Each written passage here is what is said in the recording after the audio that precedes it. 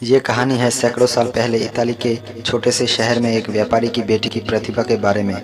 एक बूढ़ा व्यापारी अपने व्यापार के लिए शहर के एक बड़े महाजन से कुछ पैसे ब्याज पर लेता है, लेकिन व्यापार में बार बार घाटा होने से और महाजन का ब्याज चक्रवृद्धि होने के कारण व्यापारी के लिए पैसा चुकाना मुश्किल हो जाता है। वह समय पर पैसा नहीं चुका पा रहा था। उस समय महाजन ने व्यापारी से कहा कि मैं एक शर्त पर तुम्हारा सारा कर्जा माफ कर दूंगा, अगर तुम अपनी बेटी की शादी मुझसे कर दो। वो महाजन एक व्यक्ति के रूप में अच्छा नहीं था, इसलिए व्यापारी को यह प्रस्ताव पसंद नहीं आया।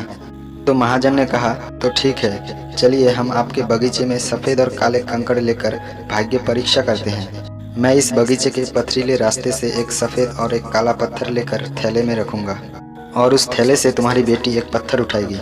अगर वो काला पत्थर उठा ले तो वह मुझसे शादी करेगी और मैं तुम्हारे सारे कर्ज माफ़ कर दूंगा, और अगर वो सफ़ेद पत्थर उठा लेगी तो मैं तुम्हारा सारा कर्जा माफ़ कर दूंगा, लेकिन तुम्हारी बेटी को मुझसे शादी नहीं करनी पड़ेगी।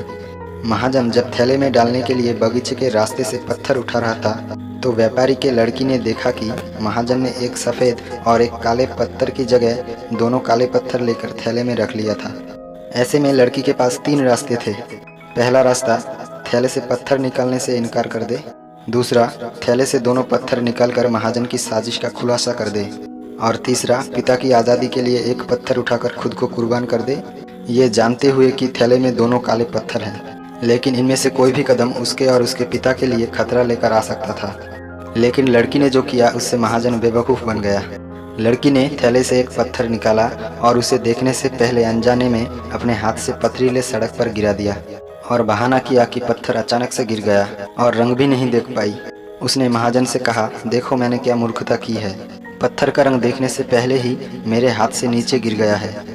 मैंने किस रंग का पत्थर उठाया था यह देखने के लिए थैले में चेक करिए, जो कि थैले में दूसरा पत्थर काला था, इसलिए महाजन के शर्तों के अनुसार गिरा हुआ पत्थर सफ़ेद होना चाहिए। इस प्रकार लड़की और उसके पिता महाजन की चाल से बच गए।